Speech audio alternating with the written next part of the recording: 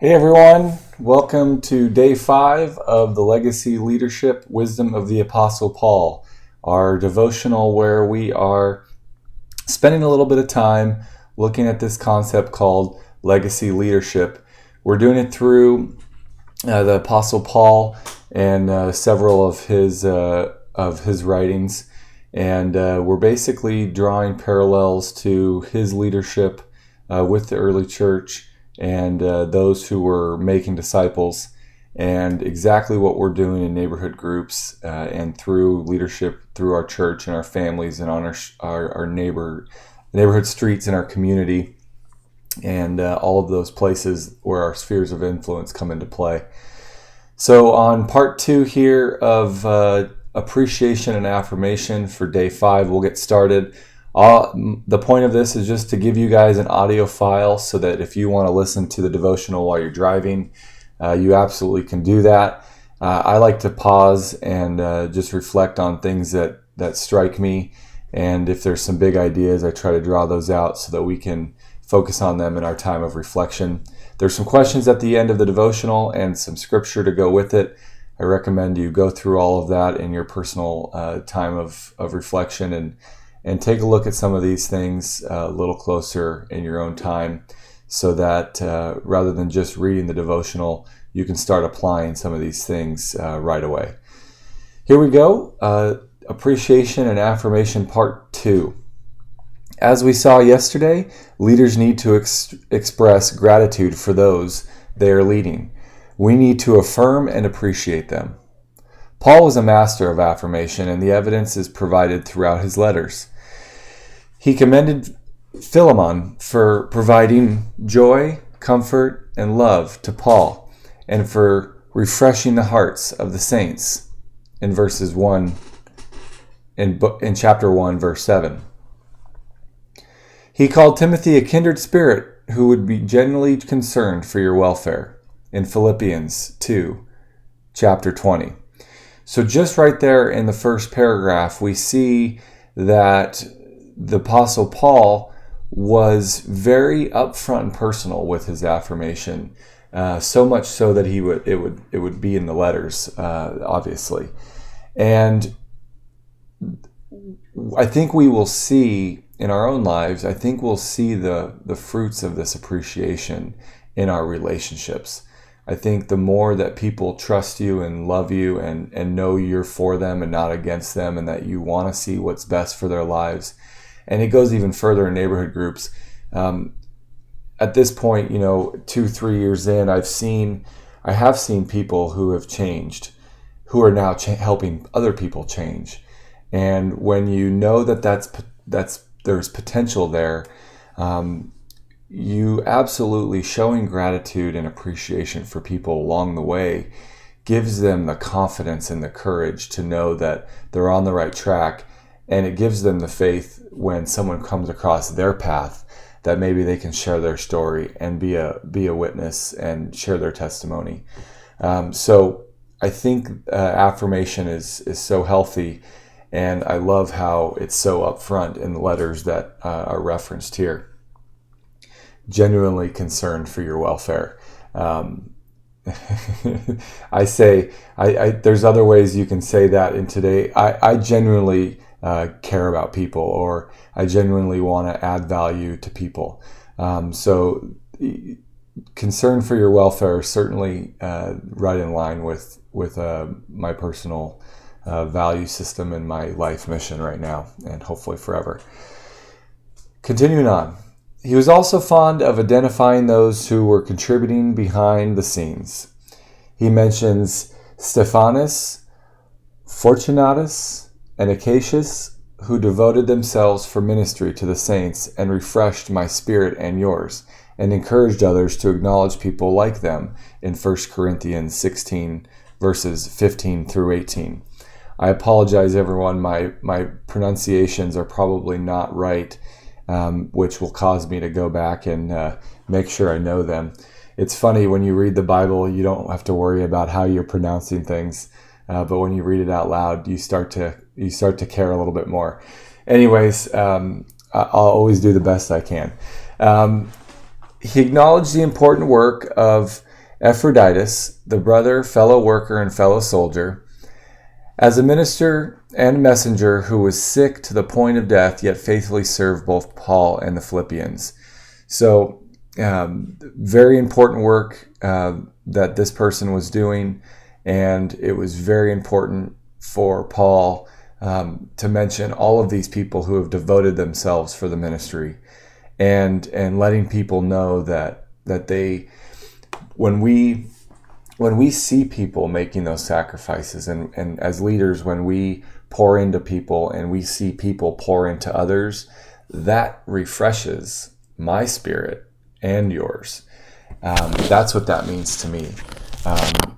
We've talked about this a couple times with the kind of the passion bucket, or making sure that as you're pouring out into others, that you are getting poured into as well. So make sure you have spiritual mentors, but also you will be revived by seeing those who you lead others. I promise you. Continuing on, each of us had a deep-seated need to be appreciated and to have our contributions acknowledged. But we are unique individuals, and we have personal preferences for how we want that appreciation to be expressed. Leaders need to customize their expressions for gratitude for each individual. I think we talked about this a little bit yesterday. I think the fact that it's come up again on the second day of this, the second part of this devotional portion, I think we need to underline it. We need to call it out. We need to write it on in our journals.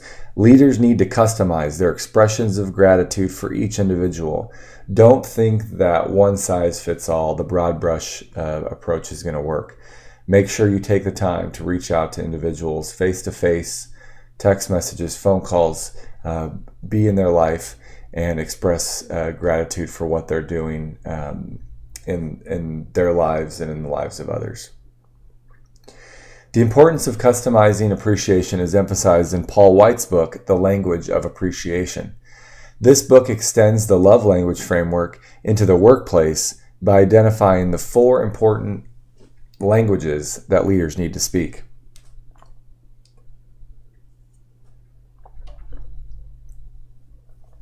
Number 1, words of affirmation. These can be expressed verbally or in handwritten notes. Number 2, quality time. This could be as simple as just dropping by a coworker's office and giving them focused attention. It also includes asking how they're doing and actually listening to their response. I think that's a absolutely quality time for me is so important. When someone takes a minute out of their day to listen to me and see how I'm doing, it goes so far with me. Sorry, my throat's a little scratchy. I gotta get a drink of water.